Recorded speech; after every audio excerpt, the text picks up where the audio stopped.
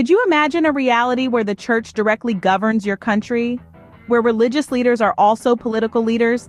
Think about it. In the vast tapestry of American politics, one thread stands out as particularly vital: the separation of church and state. It's a concept that has shaped the nation, defining its approach to governance and liberty. The principle ensures that all citizens, irrespective of their religious beliefs, are equal in the eyes of the law. It guarantees freedom of religion by keeping the government out of the realm of the divine. This concept wasn't born out of thin air. It has historical roots dating back to the inception of the United States. The founding fathers, many of whom were devout Christians, saw the wisdom in keeping the church and state separate, a decision that was both revolutionary and contentious. Are you curious to know why the founding fathers of America, most of whom were Christians themselves, decided to incorporate this concept into the Constitution? Stay tuned. Take 3 seconds to hit like and subscribe to my channel. Your support means a lot to me and will help guide future content. The founding fathers of America had a vision of freedom and equality, a dream of a land where every citizen could practice their faith without fear of persecution or favoritism. This dream was born out of their own experiences with religious oppression and the desire to prevent such injustices from occurring on American soil. Consider the context of their times. Many of the founding fathers were descendants of Puritans who fled religious persecution in England. They remembered the stories of their ancestors who were forced to follow the Church of England's interpretation of Christianity or face severe penalties. This history served as a stark reminder of the dangers of intertwining religion and government. But let's delve deeper into the personal beliefs of these visionaries. Most of the founding fathers were Christians, but their interpretations of Christianity varied. For instance, George Washington and John Adams were devout Anglicans, while Thomas Jefferson, Benjamin Franklin, and James Madison held deist beliefs. Deism, a philosophical belief that posits the existence of a supreme being who does not interfere in the universe after its creation, was a popular belief among intellectuals during the Enlightenment. Despite their differing religious beliefs, these men were united in their commitment to religious freedom. They understood from personal and ancestral experiences that when a government favors one religion over another, it inevitably leads to the suppression of minority faiths. In crafting the Constitution, these men insisted on the separation of church and state. They envisioned a country where everyone could worship freely, where the government would not endorse or restrict any faith. This was a radical concept at the time, but it was one they firmly believed in. Their vision was to create a nation where the government could not favor one religion over another. A nation where every citizen could practice their faith freely, without the fear of state interference or persecution. This was the dream of the founding fathers, a dream that continues to shape America today. From George Washington to James Monroe, the first 5 presidents of the United States played pivotal roles in shaping the nation. Let's embark on a journey through time, back to the era of our nation's genesis. Our first president, George Washington, was a man of deep faith. He was a member of the Anglican Church, the established church in Virginia. Washington's faith was personal and not overtly expressed in public life. This sets the stage for the principle of separation of church and state, a cornerstone of our democracy. Following Washington's precedent, our second president, John Adams, was a Unitarian. He rejected the Trinity, a central tenet of many Christian denominations, but held firm to the belief in a single God. Despite his personal faith, Adams upheld the separation of church and state, maintaining the neutrality that Washington had established. Next, we have Thomas Jefferson, the third president, who was a deist. He believed in a creator, but did not subscribe to specific religious doctrines. Jefferson was instrumental in advocating for religious freedom, and his Virginia Statute for Religious Freedom is considered a precursor to the First Amendment. His presidency further underscored the importance of the separation between personal faith and public office. Our fourth president, James Madison, also a deist, was one of the chief architects of the Constitution. He was a strong proponent of the separation of church and state, believing that the government should not endorse any religion. Madison's faith may have been personal, but his commitment to religious freedom was public. Finally, we come to James Monroe, the fifth president and Episcopalian. Monroe was less outspoken about his religious beliefs than his predecessors, reflecting the increasing normalization of the separation of church and state in American political life. These presidents, diverse in their beliefs, all shared a commitment to uphold the principle of separation of church and state. Their personal faiths, while integral to their identities, did not interfere with their political duties. They set a lasting precedent, demonstrating that faith is a personal journey that should not be imposed on others. They recognize that the strength of our nation lies in its diversity, including religious diversity. By maintaining a clear line between their personal faiths and their public duties, they ensured that every citizen, regardless of their religious beliefs, would feel represented and protected under the law. In a nation where freedom of belief is a cherished right, these leaders set an example that resonates to this day. The separation of church and state allows for a diversity of beliefs to coexist, contributing to the rich tapestry of American society.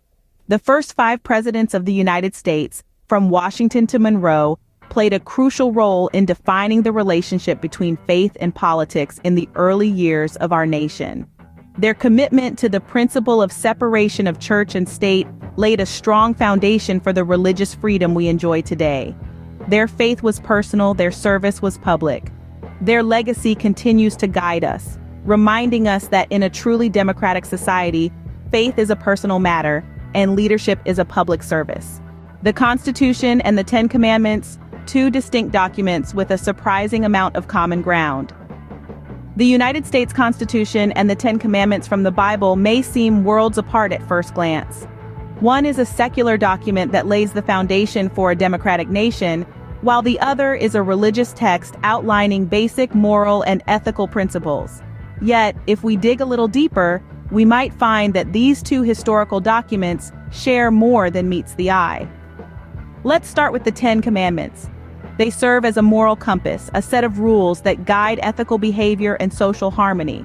They cover areas like respect for parents, prohibition against murder, theft, and bearing false witness, among others.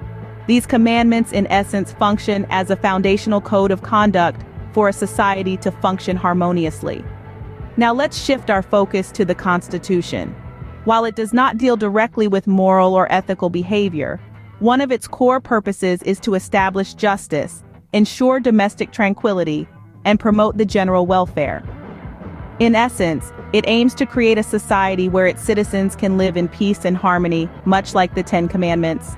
Take, for instance, the commandment, "Thou shalt not steal." This moral law corresponds with the Constitution's protection of property rights. The Fifth Amendment clearly states, "Nor shall private property be taken for public use without just compensation." Both the commandment and the constitutional amendment promote fairness and justice, deterring theft and encouraging respect for others' property. Similarly, the commandment, "Thou shalt not bear false witness against thy neighbor," finds its counterpart in the Constitution's First Amendment, which safeguards the freedom of speech. This freedom, however, is not an absolute right. It does not protect defamatory speech, false statements that harm the reputation of others. Both the commandment and the constitutional protection discourage deceit and uphold the truth. The commandment, "Thou shalt not kill," aligns with the Constitution's Eighth Amendment that prohibits cruel and unusual punishment, reflecting a shared respect for human life and dignity. Both documents advocate for the sanctity of life and deter acts of violence. It's important to remember, though, that the Constitution is not a religious document. It does not endorse or promote any particular religion. It protects the freedom of individuals to practice their religion or no religion at all. This distinction is crucial. The Constitution and the Ten Commandments may share common values and principles, but they serve different purposes. The Constitution is a blueprint for government, outlining the structure, powers, and limits of government. It safeguards individual rights and liberties and establishes a system of checks and balances. On the other hand, the Ten Commandments are religious precepts, guiding individuals towards moral and ethical behavior. Yet the parallels between the Constitution and the Ten Commandments highlight the universal appeal of certain ethical and moral principles. They remind us that regardless of our religious, cultural, or political beliefs, we can find common ground in our shared values of truth, justice, respect, and peace. The Constitution may not be a religious document, but it certainly upholds the values of morality and justice found in the Ten Commandments. Times change, societies evolve, and so do interpretations of the Constitution. With the passing of time, the concept of the separation of church and state in the United States has faced numerous challenges and adaptations, all stemming from the ever-evolving societal norms and values. Let's take a trip down memory lane to the 19th century. A wave of immigration brought a diverse range of religious beliefs to America's shores. Suddenly, the predominantly Protestant nation had to reckon with a substantial Catholic populace. This led to a series of debates and legal battles, most notably the Philadelphia Bible riots of 1844, where the burning question was whether Protestant or Catholic versions of the Bible should be used in public schools. This was one of the earliest challenges to the separation of church and state, highlighting the need for a secular approach in public institutions. Fast forward to the 20th century, a period rife with landmark court cases that further defined the separation of church and state. The case of Everson v. Board of Education in 1947 is particularly noteworthy. Here, the Supreme Court held that the government could not support religious education, reaffirming the principle of church and state separation. In the latter half of the 20th century, the issue of prayer in schools took center stage. The landmark case of Engel v. Vitale in 1962 ruled that school-led prayer, even if non-denominational, violated the First Amendment. This decision provoked a nationwide debate that continues to this day, showcasing the dynamic nature of the Constitution's interpretation. The 21st century has seen its fair share of debates as well. The issue of religious symbols in public spaces has been a hot topic, with cases like Van Orden v. Perry in 2005, where the Supreme Court ruled that a Ten Commandments monument on state property did not violate the Constitution. This case highlighted the ongoing struggle to balance respect for religious heritage with the principle of church and state separation. The First Amendment has also been invoked in discussions around religious freedom and discrimination. The Masterpiece Cake Shop vs. Colorado Civil Rights Commission case of 2018 is a recent example. The Supreme Court ruled in favor of a baker who refused to make a wedding cake for a same-sex couple based on his religious beliefs. This case underscores the delicate balance between individual religious rights and societal norms of equality and non-discrimination. In each era, the interpretation of the Constitution reflects the prevailing societal values and norms. It's a testament to the dynamic nature of this living document, its adaptability, and its capacity to accommodate the evolving needs of the society it serves. From the Bible riots of the 19th century to the school prayer and religious symbol debates of the 20th and 21st centuries, the principle of separation of church and state has been continuously tested and redefined. Yet, despite these challenges, it remains a cornerstone of American democracy. The interpretation of the Constitution may have evolved, but the principle of separation of church and state remains. From the Founding Fathers to the present day, the separation of church and state has been a cornerstone of American democracy. This principle, enshrined in the Constitution, was born out of a deep understanding of the dangers of intertwining political power and religious belief. Our journey began with the vision of the Founding Fathers, all Christians, who saw the necessity of keeping the spiritual and the political separate. Their wisdom was informed by their own experiences and the historical precedents that underscored the perils of a state-ruled church or a church-ruled state. We then delved into the faiths of the first 5 presidents of the United States, each of whom upheld this principle in their own unique ways. From George Washington to James Monroe, these leaders navigated their personal faith in a way that respected the constitutional mandate of separation of church and state. Our exploration took us to the heart of the Constitution, where we discovered the echoes of the Ten Commandments. We saw how these biblical laws helped shape the moral compass of the nation, while maintaining a respectful distance from the legislative and executive powers of the country. The journey of the separation of church and state has not been a stagnant one. Over the centuries, it has evolved to meet the changing needs of a diverse nation.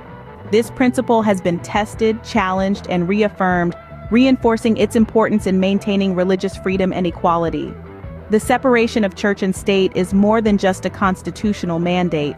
It is a testament to the vision of the founding fathers who believed in a nation where diversity of belief is not just tolerated but respected and protected. It is a bulwark against the potential abuse of power, ensuring that no single religion can dominate the political landscape. Remember, in a country as diverse as the United States, the separation of church and state ensures every citizen's right to freedom of belief and expression. It is a cornerstone that upholds the very essence of democracy, ensuring that America remains a land of liberty, justice, and religious freedom for all. If you are enjoying this content, please take a moment to hit the thumbs up, subscribe, and notification buttons. Don't forget, sharing is caring. Show you care for others by sharing this with any of your friends or family members that could benefit from this video as well. Stay sassy, for when the devil hears your feet touch the ground in the morning, make him respond in fear, "Oh no, she's awake." Stay faithful and keep shining, sassy faith girl.